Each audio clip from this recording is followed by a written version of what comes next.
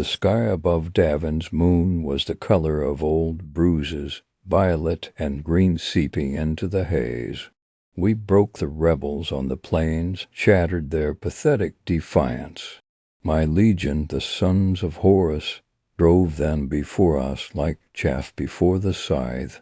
Victory was ash on my tongue, hollow, expected. Then the blade came, silvery, almost beautiful, wielded by a dying wretch who should have been pulp beneath Abaddon's boot. It slid between my ribs, a whisper of cold fire, not like any wound I'd known, not like bolter impact or shattered bone or even Nurgle's foul rot. This was deeper, ancient poison threading into my veins. The pain, it wasn't just the tearing of flesh. It was a fracturing, like reality itself splintered around that cursed point.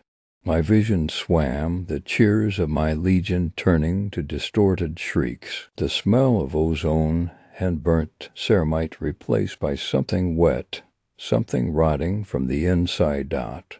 Blackness clawed at the edges, unacceptable. I am Warmaster. I do not fall. My sons were there, bellowing orders, dragging me, their panic a distant thrumming against the roaring tide of cold agony filling my skull. Loken's face pale, Axaman, the fear in his eyes. I tried to command, to order them back to the asterisk, vengeful spirit asterisk. The words came as gasping sludge. That blade's kiss was spreading its malignancy. Every breath knifed through me. No apothecary aboard the flagship could purge it. Their chirurgeon tools scraped uselessly against the soul-deep venom. I felt my strength ebbing, felt the vital mechanisms of my post-human body faltering like a failing reactor core. One heartbeat, laborious, then silence too long, then another weaker. My world became the confines of the medical slab, the sterile glare of lumen strips on chrome, the frantic haste masked as efficiency by my apothecaries. They lied about the prognosis. I saw it in the tremble of their hands, the desperation hidden behind their helms. They could not mend this. They whispered about terraforming sickness, mutant bioweapons, pathetic ignorance. This was older than this brutal galaxy, a thing of whispers and voice. The jungle outside the sea of probes, thick, choking, vibrant with life that felt. Watchful, ancient stones swallowed us, my warriors carrying my failing shell. The temple ruins reared like blackened teeth against the bruised sky. Its archway was a gaping maw. Energy hummed here, thick and electric in the lungs. Prayers to dead gods still seemed to cling to the stones like clinging spores. My sons hesitated, repulsed but desperate. Torgeddon's voice, normally so robust, cracked as he argued against it. The stench hit me, incense turned putrid, wet earth, old blood, and beneath it all, a clinging sweetness like decay just hidden. It felt familiar, like dew forming on cold voiced steel. Wrong, deeply, irrevocably wrong, yet the poison asterisk responded asterisk. A tremor in the darkness inside me, a lower and sigh. Light pulsed from phosphorescent mosses clinging to cyclopean slabs, symbols, indecipherable yet instinctively foul, crawl over faces smoothed by age. The air felt viscous, thick enough to choke on. Sounds were muted here, swallowed whole by the colossal silence held within these walls. Only my own ragged, shallow breaths echoed back, distorted, and the other asterisk sounds, voices, not quite, whispers that weren't sounds at all, scratching directly at the inside of my skull. Whispers like dry leaves scraping stone, like teeth grinding, like promises hissed from the void between stars. My loyal sons, I saw their doubt, their horror battling their devotion. Their tactical assessments became frantic pleas to retreat. But the wound asterisk, knew asterisk this place. The cold fire in my veins flared, not worse, but asterisk, different asterisk, shifting into a terrible gravity, pulling me down towards the black heart beyond. Take me there, I commanded them. The order bitter ash in my throat. This place offered payment, the debt I felt unfathomable destiny calling in. The central space opened like an inverted well. Walls loomed high, lost in shadow thick enough to swallow light. Crimson light leaked from below, painting the curve of dark stone with arterial streaks. Below a sacrificial altar or a well's mouth, flickering like sickly firelight seen through layers of oil. The stone was unnaturally smooth, unnerving in its perfection. Cold radiated through my battle plate. This was the fulcrum. Desire and repulsion warred within me, a battlefield beneath the surface. As the poison festered, I felt the gaze. Not a single gaze, but a constellation of malignancy pressing against the thinning veil between spaces, watching, waiting, patient. So patient, place me before the bloodshine. I managed. The whispers intensified, coiling around the shrieking void of pain. They promised an end, they promised answers. They promised obscene power. My sons, their weapons were raised, not to the shadows, but towards me, uncertain, afraid, not of me, for me. Fevered dreams began, not dreams like sleep breaks them, lancing flashes behind my eyes. Terra, not Terra as it is, scarred and built high, but different, shimmering spires of gold reaching skywards, not cities, temples, vast, echoing caverns filled with kneeling billions, a million lamps burning incense to a figure glimpsed on an unreachable throne, a golden figure, haloed in purest, painful light worshipped. Human voices raised in a choral groan of adoration. Father, asterisk, God Emperor, asterisk. The word struck like the blade, blasphemy, retort, lies. But the visions persisted, shifting golden effigies replacing Achilles. Pilgrims clutching fragments of bone they deemed asterisk, holy asterisk. Psychers, sanctioned, ordained, uttering benedictions in asterisk his asterisk name, the very thing he swore to extinguish. The Imperium, unified, that unified in worship, superstition replacing truth, faith replacing knowledge. And where were the legions? Where were the praetorians of the new age? Gone, cast aside. Judge necessary monsters whose time was past.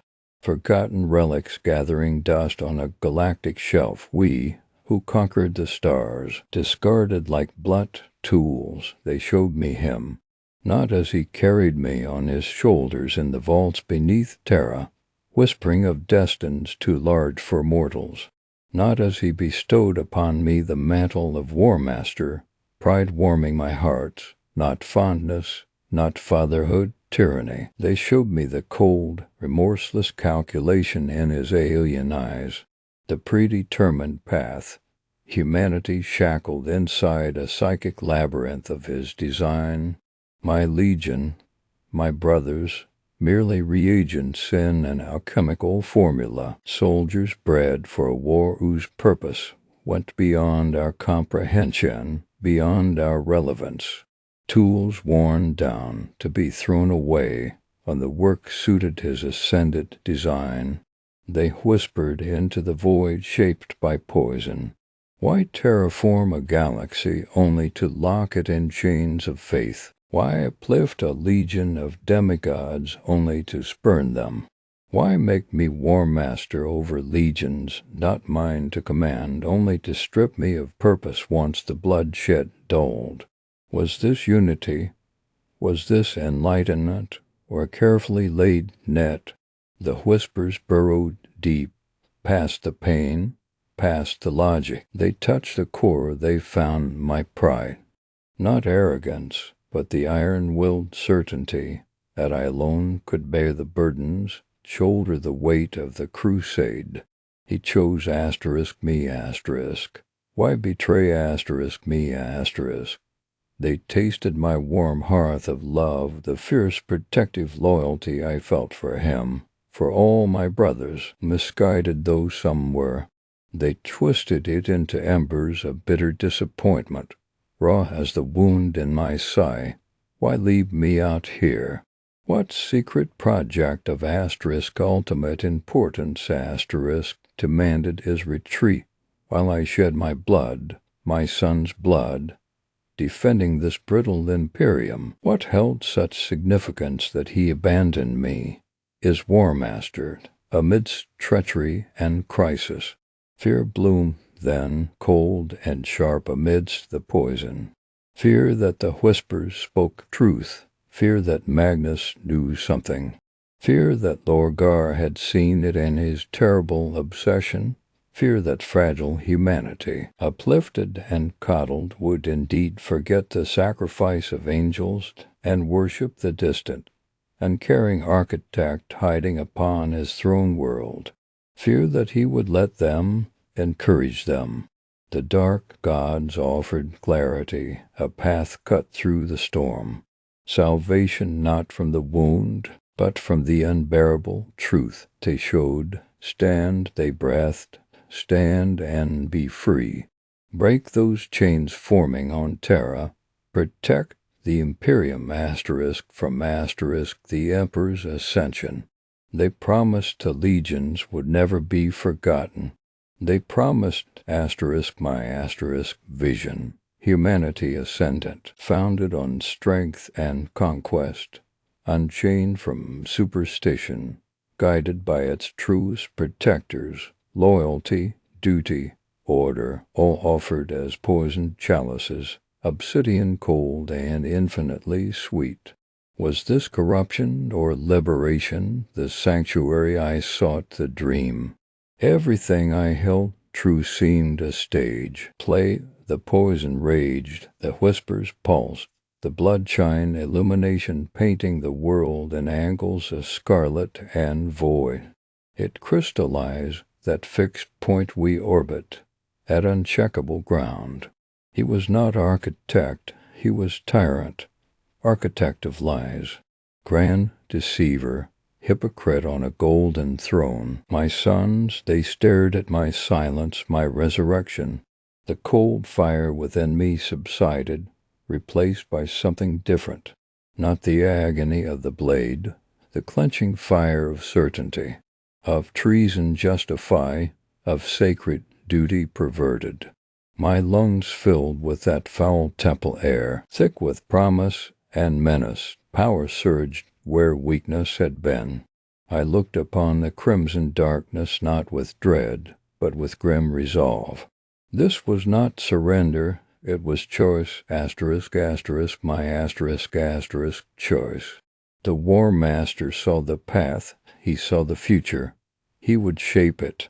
No longer Lupercal lost to sickness, but Horus ascended and everything changed. Efik language HJPHFKAC as for Kekabafefei to build an empire that could never be built by mortal hands. That was the task. We speak of gods now, but he understood that gods are made by hands as well, beneath mountains older than cities, in vaults illuminated by the coal glow of alchemical forges and shielded from the hungry void he worked. Picture the most complex symphony you can imagine of form and gene and soul. That's what the Primarchs were, 20 perfect instruments, each distinct in purpose, yet harmonizing with the grandest intention, the raw material himself. His blood held the pattern, the unyielding strength of humanity's potential. But a tool needs an edge. A warrior needs vision beyond the material realm. Into each sculpted perfection he poured a sliver of eternity, a fragment of the brilliant, terrifying tapestry of the warp, his own refined essence. He wasn't just building commanders of armies.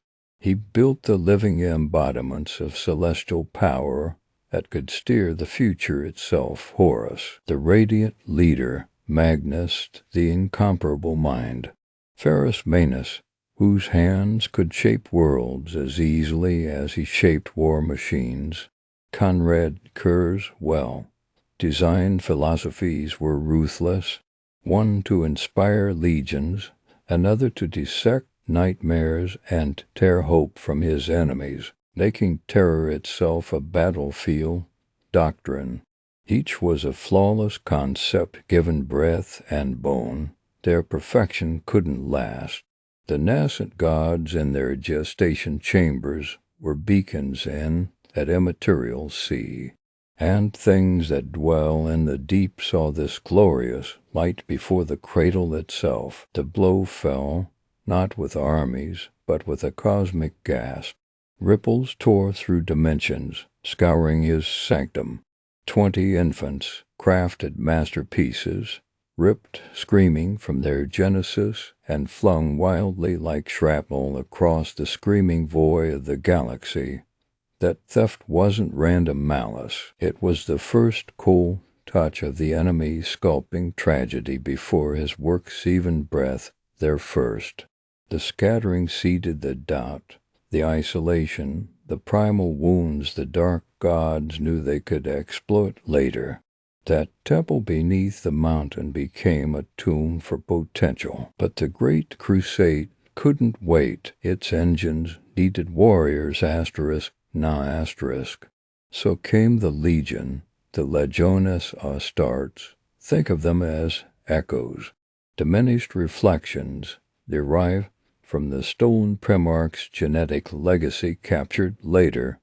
The gene seed, they were forged in pain. He took boys, barely more than children, often fearless, often desperate, plucked from dying worlds or warrior cults already sculpted by hardship. And then he broke them, not out of cruelty, out of necessity. Organs not meant for a human body were implanted. Bones laced with ceramite grew dense as tank armor. Muscles tore and rebuilt themselves denser, stronger. Nerves rewired to process battle languages at the speed of thought. Sleep became a dream. Psycho-conditioning turned them into weapons who knew only war and brotherhood. The mortality rate high. It was a brutal furnace, a purification through agony. They emerged transhuman, superhuman, brothers, angels of death. Doctrines emerge, mirroring the essential traits of their yet lost theoretical fathers even before reunion.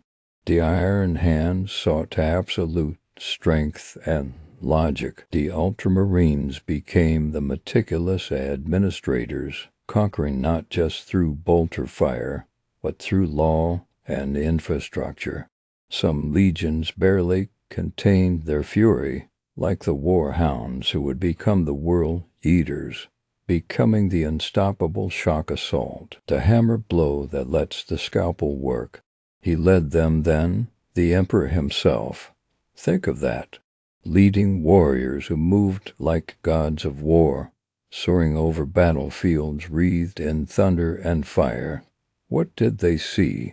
A distant golden sun radiating power and impossible intellect, or a father, a commander?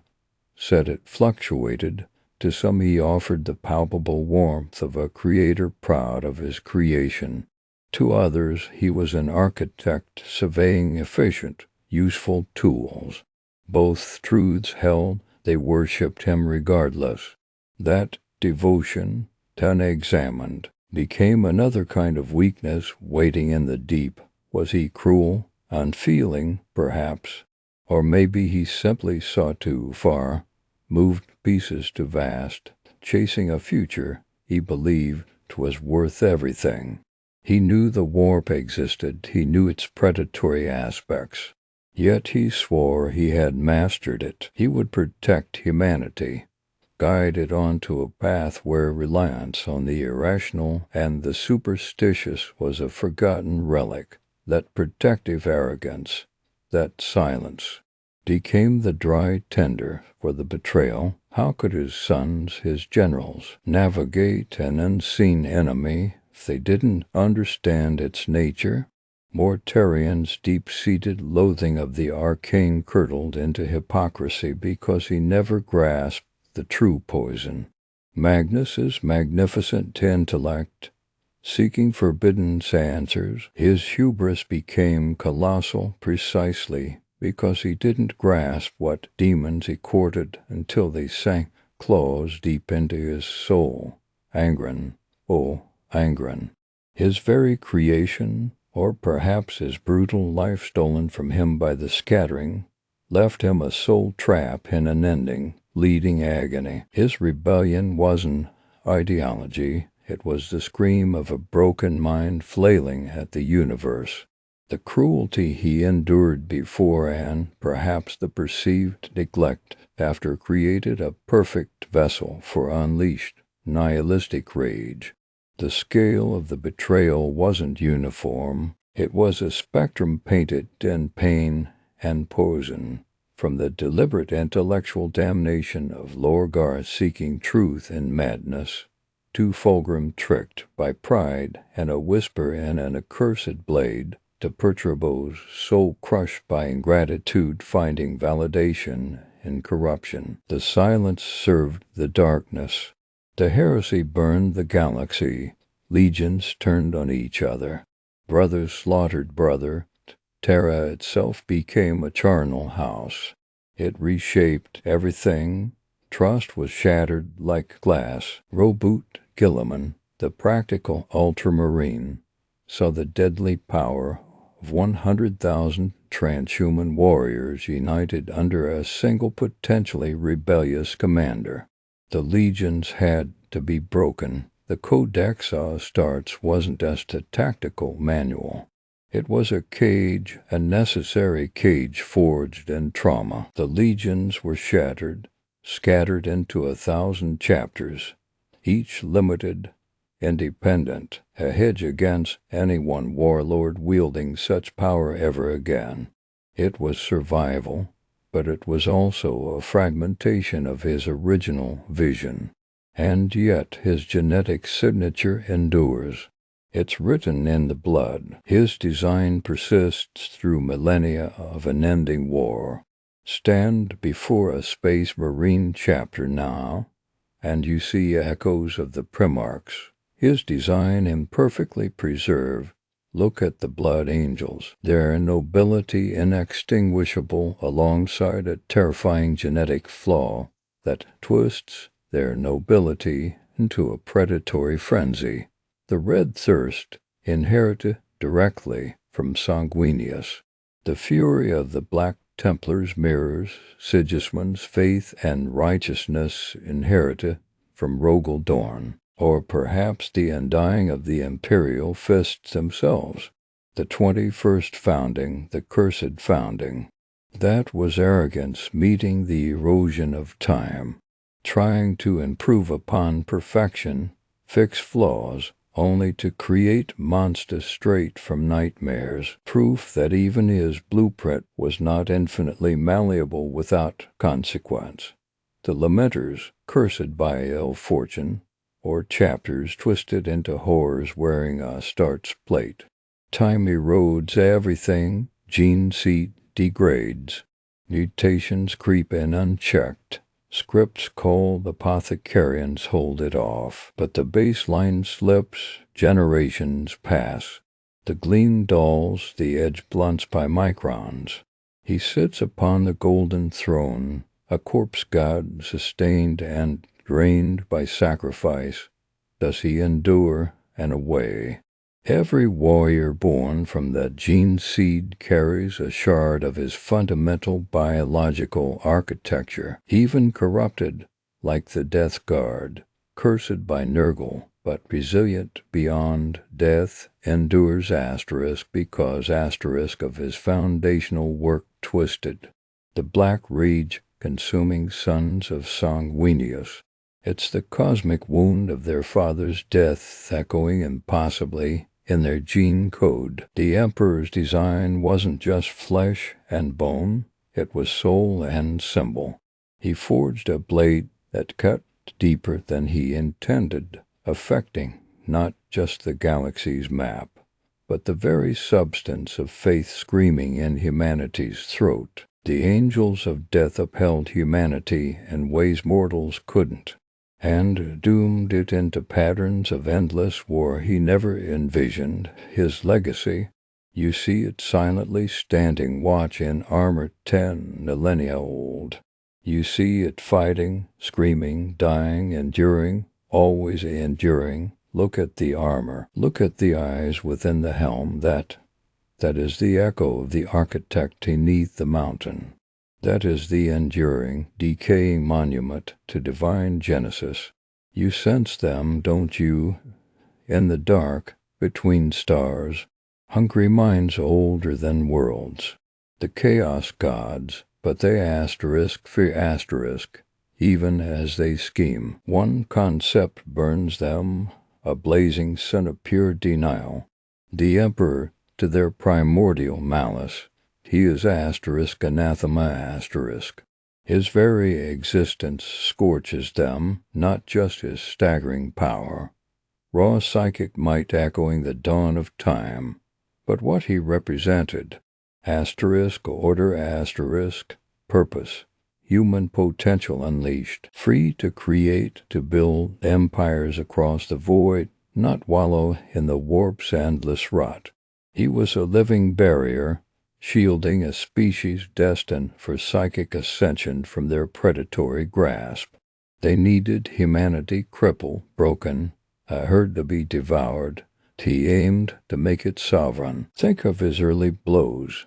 The legends whispered across Terra long before unity. Entities bound, sealed away deep beneath the sands we now call Mars, a slumbering dragon of glittering night imprisoned not just physically, but psychically. How deep did those bindings go, or the older horrors, the crawling things that haunted humanity's cradle? Banished by his relentless will, each one a testament.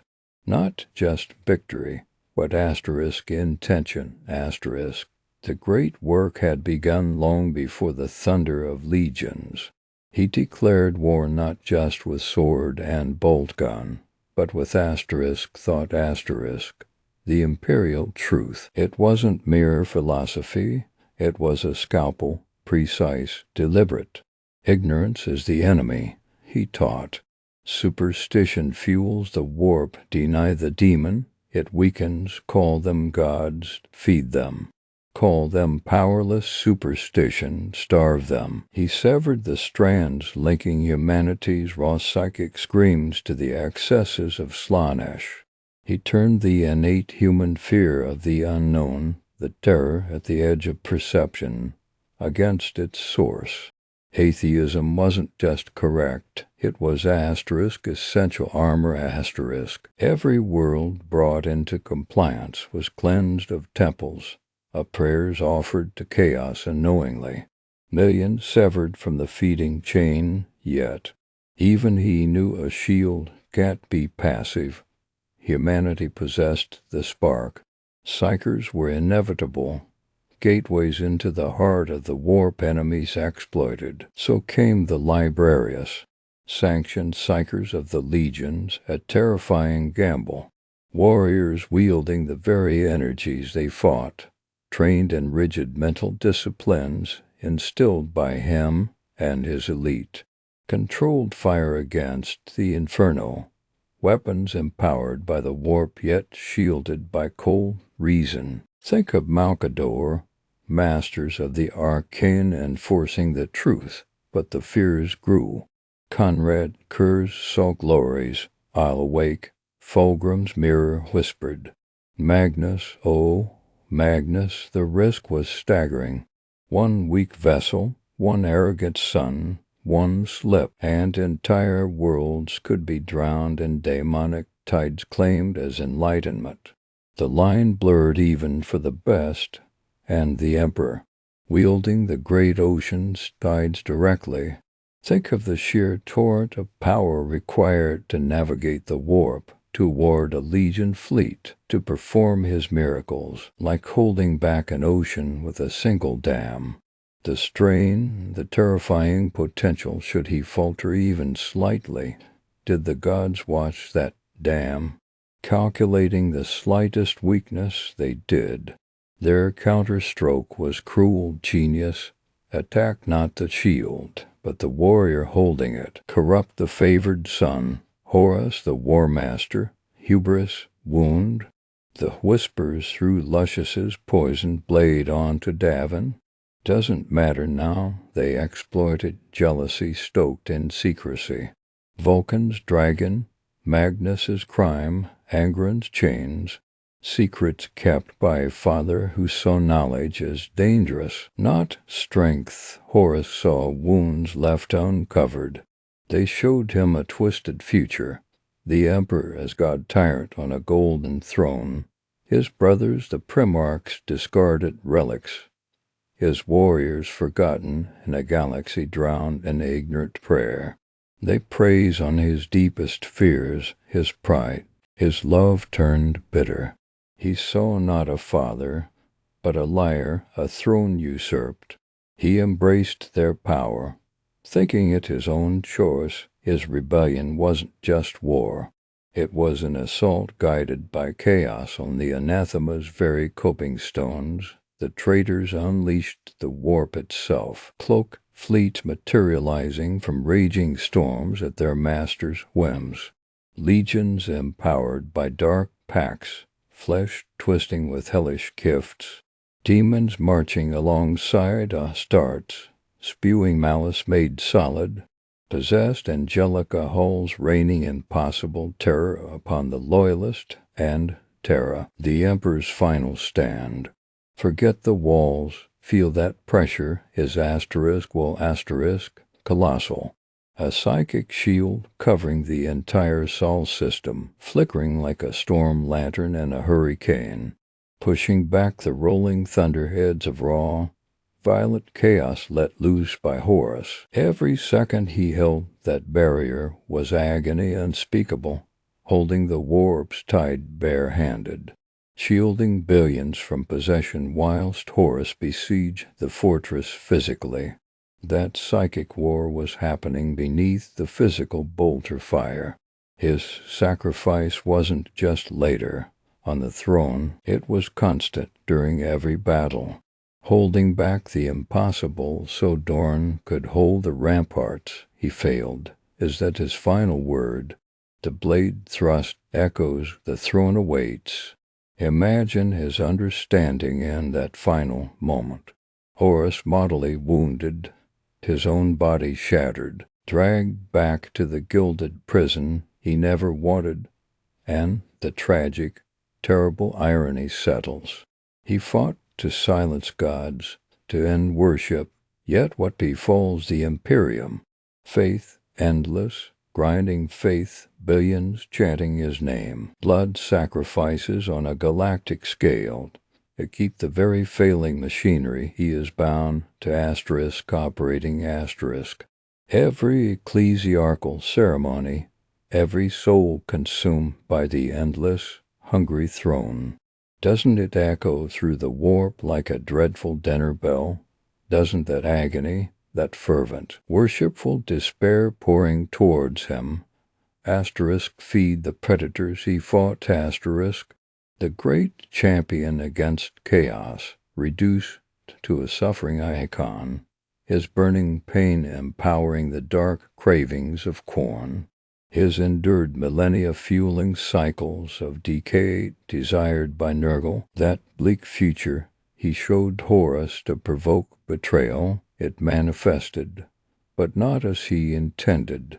His enemies asterisk when asterisk through his entrance, the Astronomican flickers, his eternal scream for salvation guiding ships through the dark.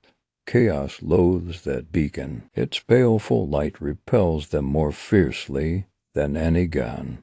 And beneath it all the deep, knowing dread at the heart of hell, the ruinous bowers feast, yes. But what if the golden throne stops, screaming? What if that blinding source of agony, asterisk rises asterisk from his prison, not a corpse propped up to empower fearful worshippers, but the anathema returned, whole, wrathful, the analogy resurgent. Order and vengeance, humanity's vindictive light unleashed once more. They cannot comprehend his sacrifice, but they asterisk fear asterisk his potential refusal to stay bound. They fear the fire behind the man, even entombed, even now, especially now. He remains their most profound enemy, bound, broken, burning, forever shaping their dread, the final weapon against the dark, trapped in the eternal paradox, broken dreams. The Emperor's lost vision for mankind, asterisk asterisk soft, reflective tone, tinged with profound sadness, asterisk asterisk imagine it. Close your eyes and picture it for a moment. Not this galaxy choked with incense and fear, drowning in prayers screamed into the void. No, picture a galaxy united, not by chains and dogma, but by understanding, by asterisk truth asterisk. That was the dream, the burning core of it all. The Emperor's golden path. He saw a future where humanity stood tall, not bowed, where superstition wasn't just defeated.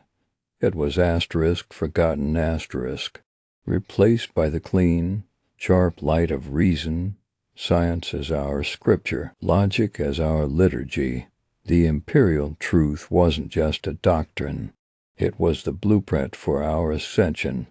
He believed, truly believed, that freed from the shackles of faith and ignorance we would evolve, become a psychic master species, shining bright and strong, finally free from the predators lurking in the warp's dark tides. And the key?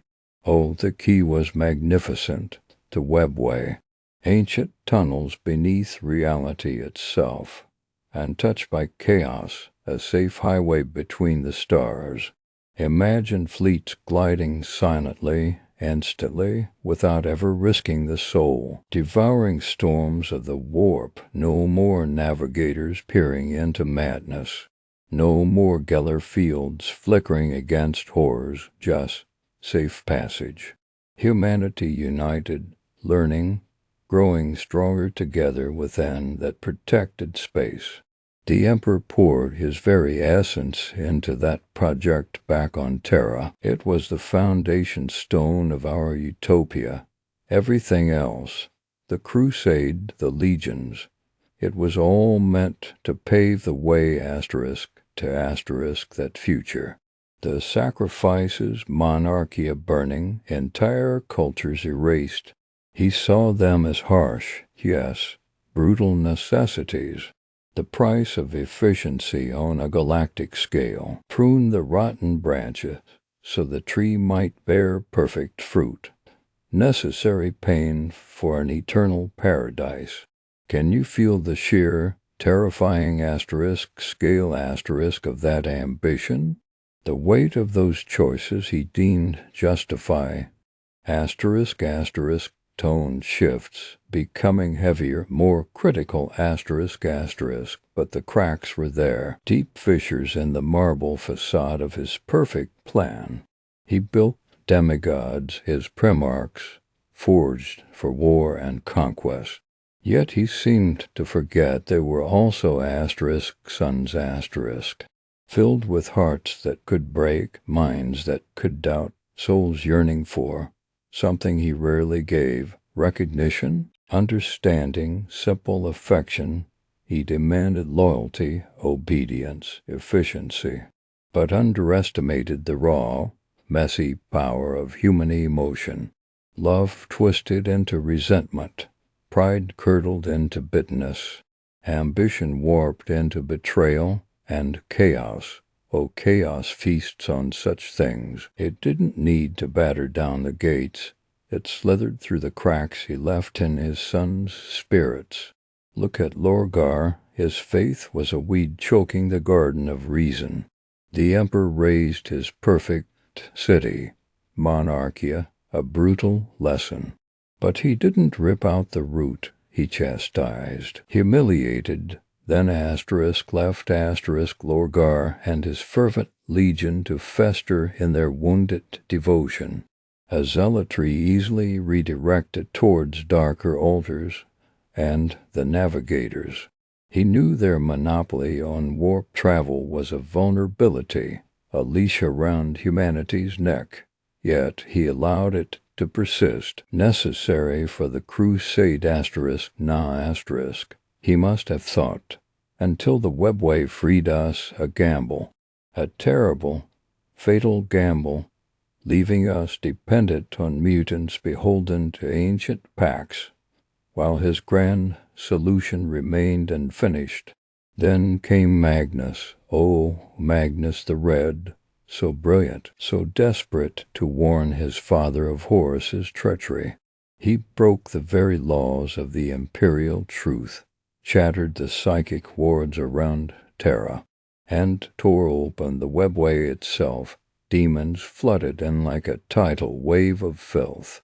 The Emperor's life work, humanity's golden highway, became a breached fortress, a battlefield consuming his strength for 10,000 years. Magnus sought to save the Imperium, and instead he doomed mankind's odyssey before it truly began.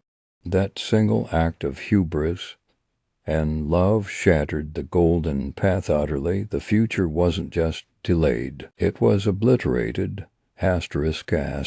Tone descends into grim despair,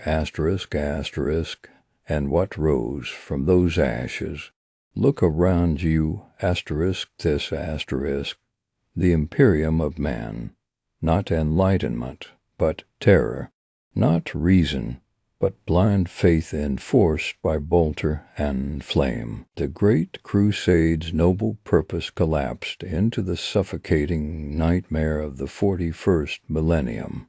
Fear is the currency now, fear of the alien, the mutant, the heretic, fear of your own neighbor, your own thoughts.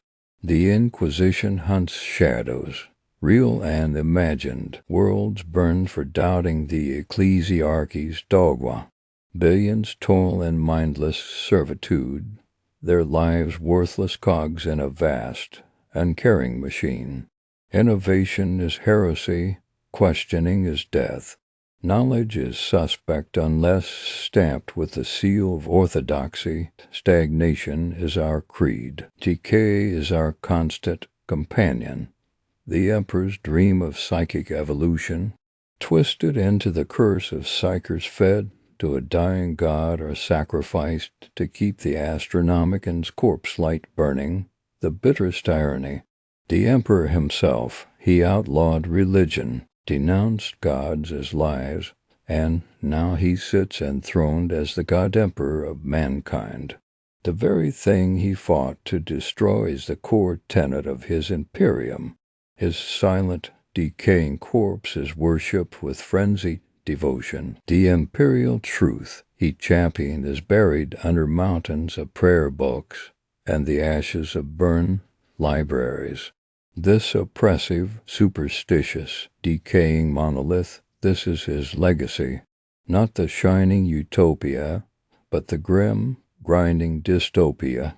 Did he fail, or is this horrifying edifice of control and faith somehow, perversely, what he knew would be necessary all along? The question hangs heavy in the poisoned air. Tone lifts slightly, a fragile questioning is there.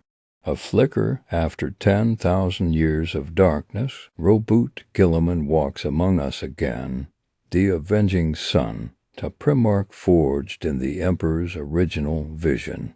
He sees the rot, the inefficiency, the suffocating dogma.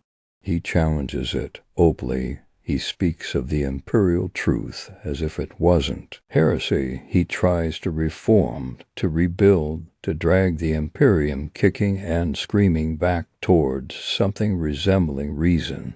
Can he succeed? Can a single demigod, even one as brilliant as Guilliman, turn this galactic supertanker from its course towards oblivion? Or will the weight of 10 millennia of faith and fear crush him too?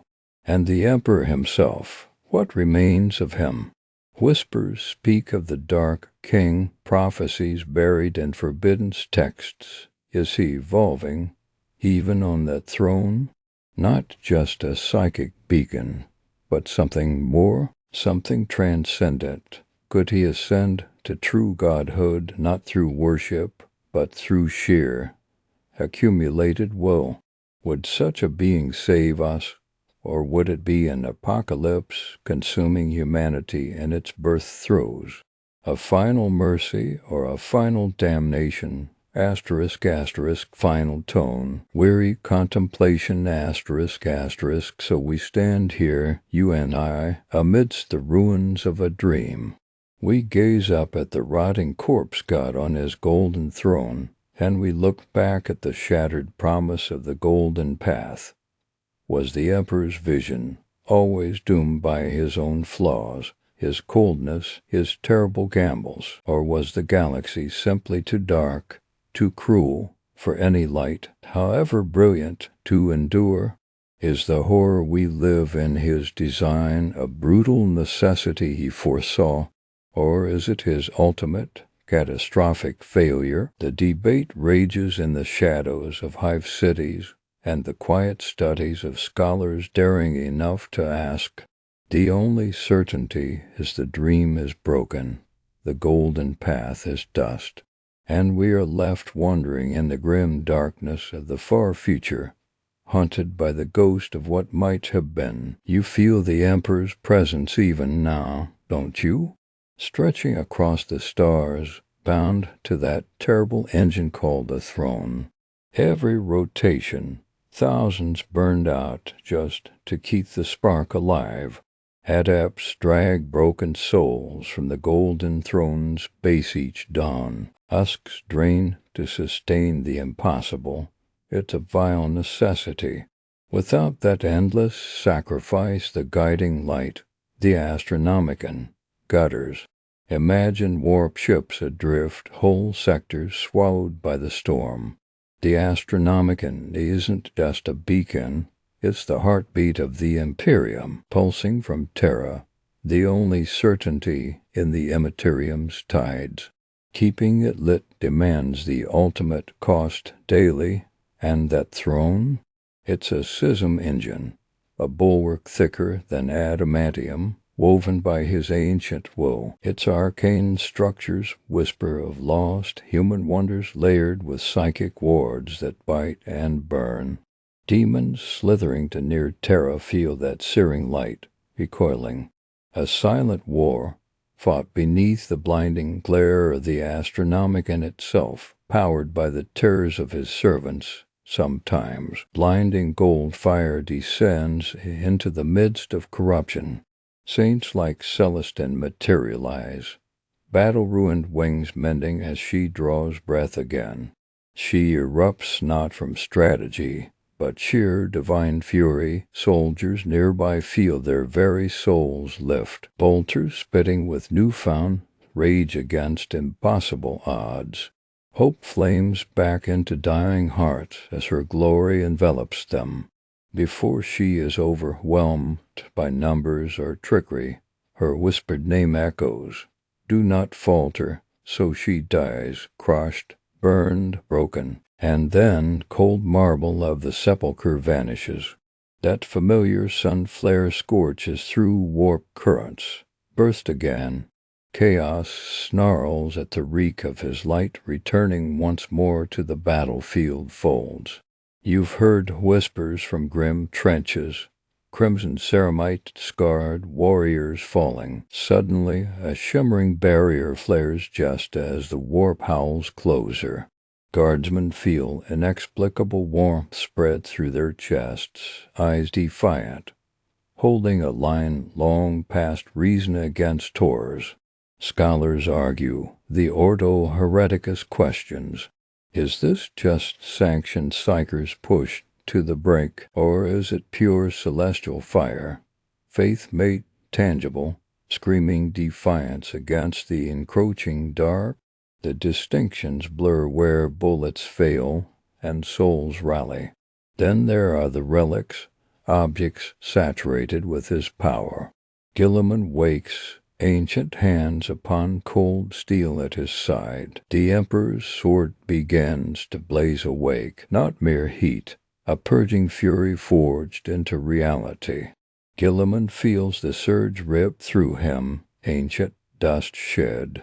The blade remembers the Master's grip, holding it isn't joining the Crusades. It ignites purpose. Think of the blood angels, ponder ancient Sanguinius, contemplating the lost absent shield. Their master fallen, the agony and grief. His sacred armors gifted to his sons carry echoes of his restraint, and his terrifying, mighty rage when the red thirst consumes them. Or consider Absalom, bearing the soul spear, even entombed on Terra. The Emperor empowers distant champions through fragments of his essence, guides them, look into Sagan Vale, her visions pulse fueled by the struggle upon the throne. Blurry images haunt her waking eyes, she grasps the tarot cards. Shimmering constellations spill forth, the golden seat, inverted cardinal vox symbols. A warning ignites her recaf cup, a world burns. She transmits the raw threads before fully comprehending them. Guilliman decodes chaos, recognizing the needle nebula shadow. He plunges his fleet into the shift toward Nessia's viridian moments before a sorcerous ritual begins to unravel its crust. Precise, but other messages. Guilliman wrestles painfully with conflicting symbols. Is this raw emotion bleeding through or deliberate divine ambiguity? Understand the eternally raging conflict beneath the surface on Terra, a decaying corpse. Beyond that decaying corpse, within the screaming warp, the Emperor, bound, bleeding, his titanic consciousness battles constantly. For furious gods hurl corrupted worlds of thought and nightmare at him. He parries, counters, guards that Astronomican beacon fiercely. Each sacrifice fed into the throne strengthens his defiance fractionally. Major engagements spill out into reality. Saint Flareots, a sainted figure bursts into the material plane. These moments are merely secondary battle manifestations. Tiniest sparks leaping off a reactor fire, scraps falling from the plates forged in the warp itself.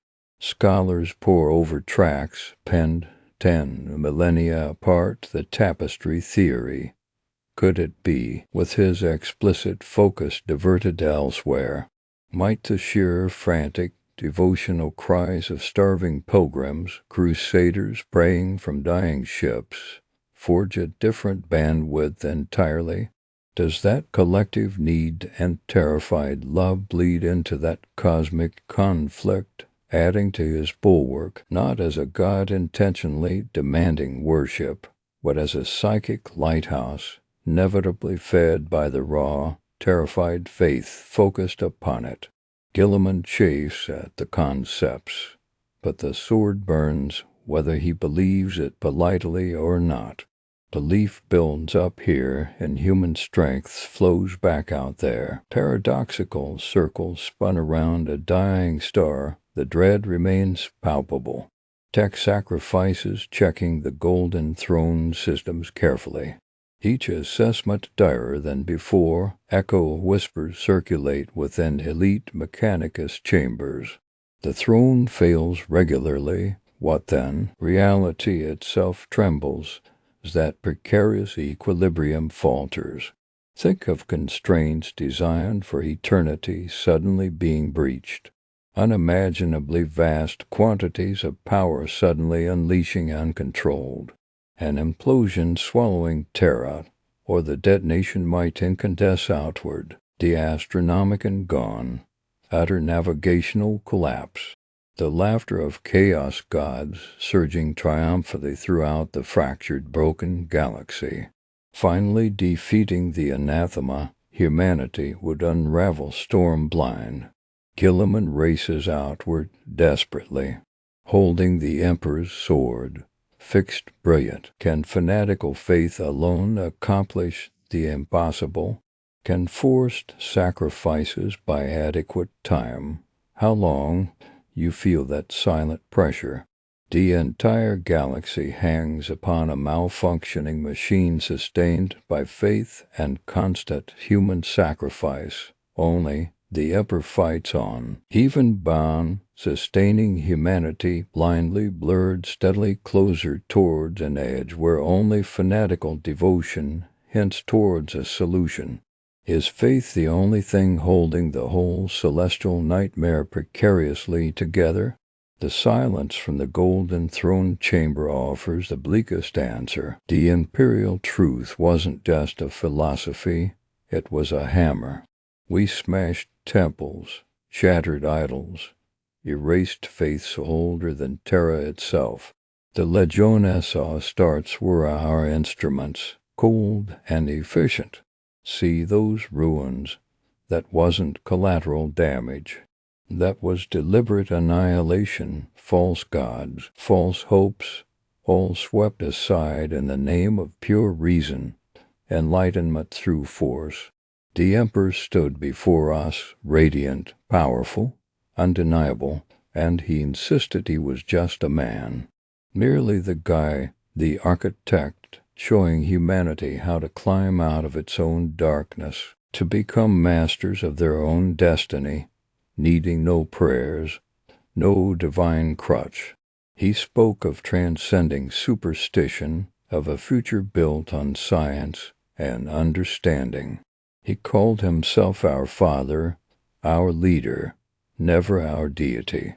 The sheer scale of his power, the longevity it begged worship, screamed divinity, yet he forbade it absolutely. Remember Monarchia, Lorgar's city, beautiful, devoted, built entirely to honor the Emperor as a god. We burned it. We humiliated the word-bearers, forced them to kneel in the ashes of their own devotion. The Emperor's message was brutal clarity. Worship is weakness. Faith is poison. He demanded obedience to the truth, not adoration. That act, that crushing of Lorgar's faith, it wasn't just a reprimand, it planted the deepest seed of bitterness. The Emperor believed he was cutting out a cancer.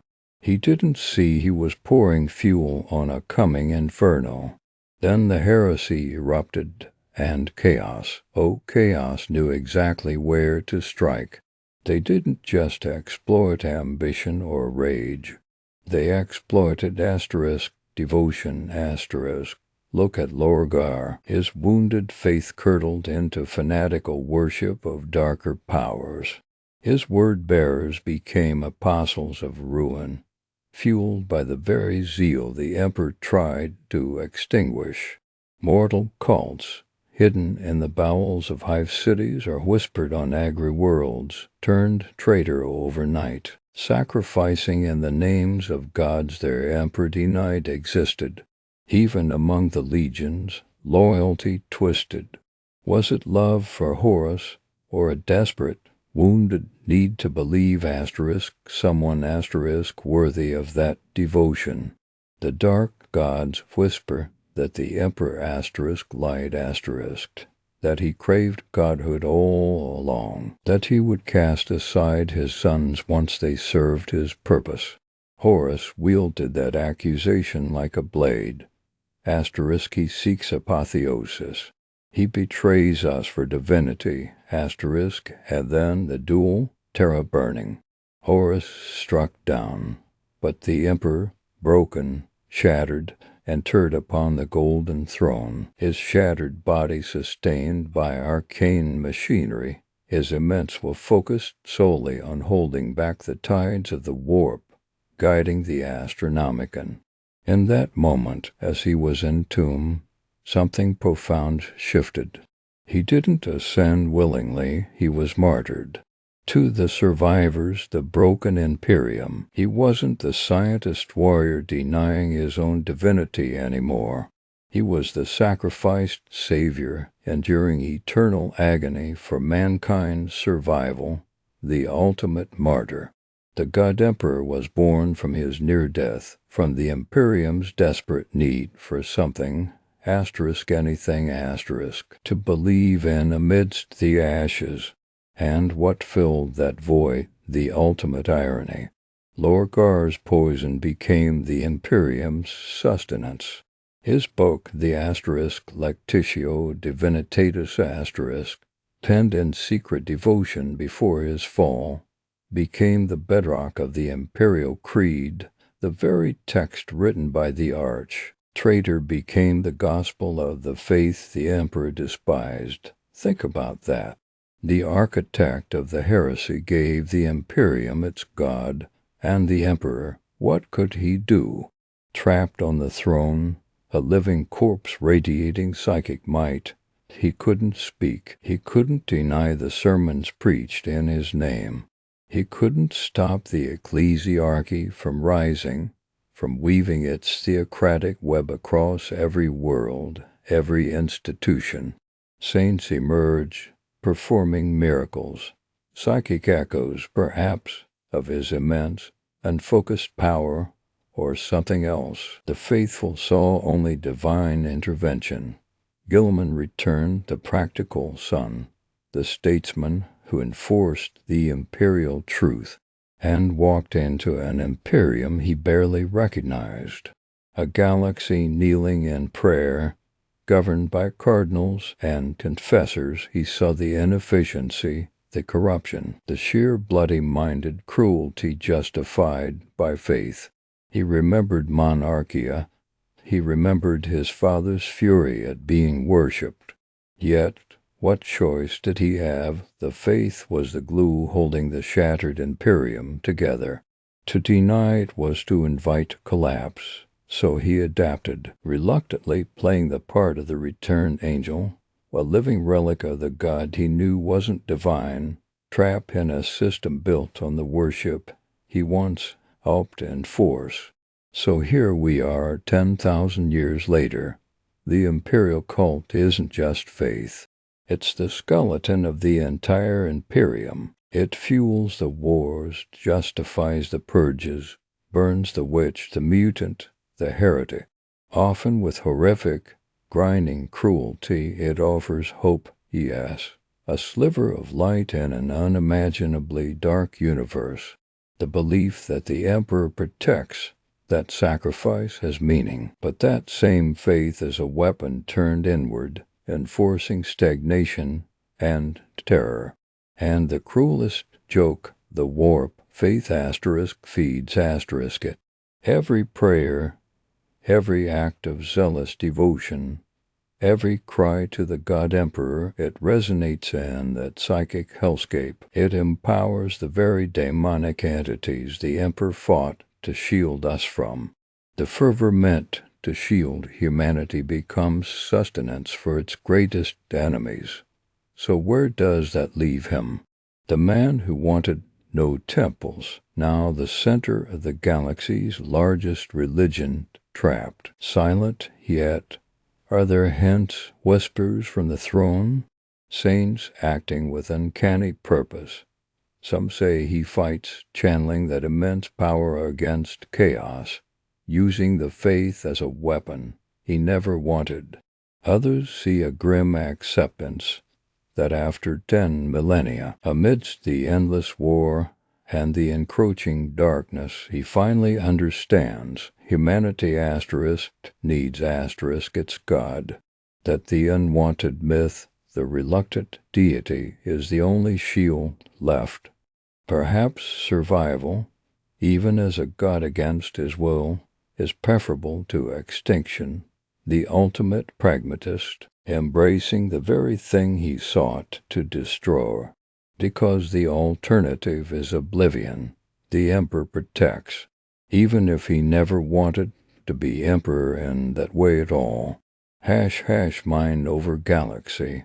The Emperor's unrivaled psychic power. Think about the sheer weight of the galaxy pressing down. Billions of souls, screaming stars, the endless churn of the warp, and one mind holding it all back. That's him, the Emperor.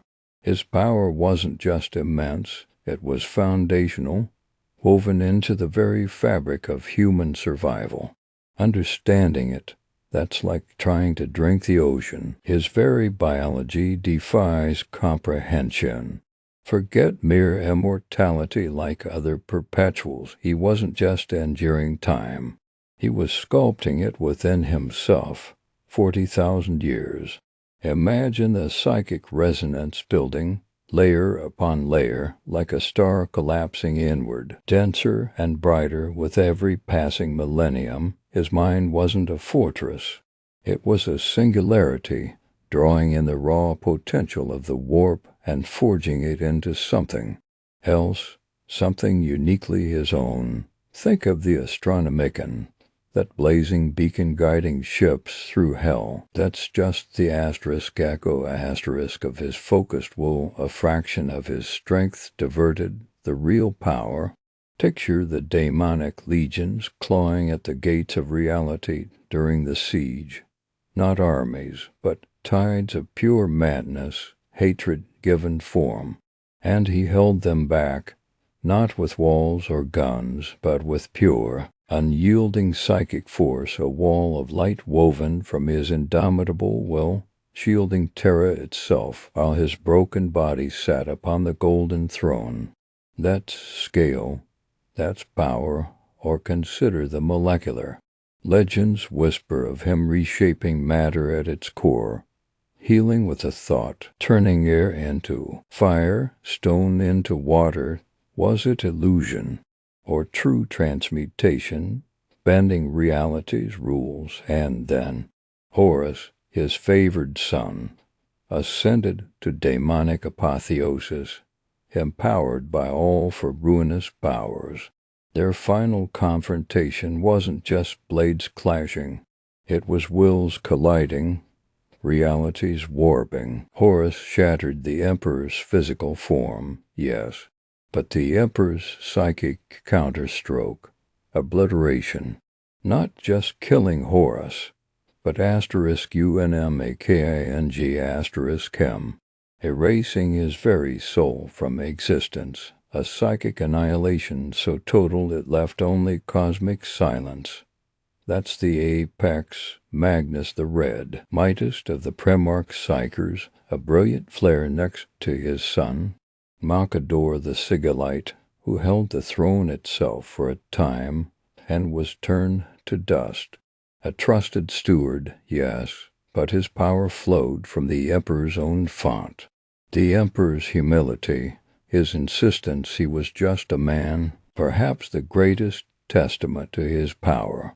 He knew what true godhood felt like, whispering at the edges of his mind, and he rejected it. For us, where did such power come? That's the galaxy's oldest secret. Some say began in humanity's dawn. Whispered tales of ancient shamans on old Earth, facing extinction, facing the encroaching darkness of the warp. Even then, they performed a ritual suicide unlike any other. Not to die, but to emerge. Thousands of the most potent early psychers willingly dissolving their souls into a single, unified consciousness, a psychic gestalt entity reborn into a single physical vessel. The Emperor, a being forged from humanity's nascent psychic potential concentrated into one. Others point to the dark age of technology. Could humanity's golden age of science have unlocked genetic mastery beyond imagining? Did they engineer the ultimate psyker, refining the human genome to its absolute psychic potential? Perhaps it's both, the shamanic fusion providing the raw, ancient soul stuff, the DAoT mastery sculpting and amplifying it within a perfected biological vessel. The Emperor himself remains silent on this, a deliberate mystery woven into his myth. Knowing the exact mechanics might diminish him, make him seem achievable, understandable, and he must remain beyond understanding to command the awe necessary to unite a fractured species. His mastery wasn't theoretical, it was the engine of conquest. The Great Crusade wasn't just fleets and legions. It was his mind projecting victory, whole armies, hardened Xenos, warriors, or rebel human factions, their minds simply extinguished, a psychic wave washing over them, leaving only silent corpses, or foresight so precise it mapped the conquest of entire star systems before the first ship even translated from the war, strategies unfolding in his mind with perfect, terrifying clarity. He didn't just command, he knew and then the siege, Terra burning. The sky choked with traitor warships unleashing orbital barrages meant to crack continents.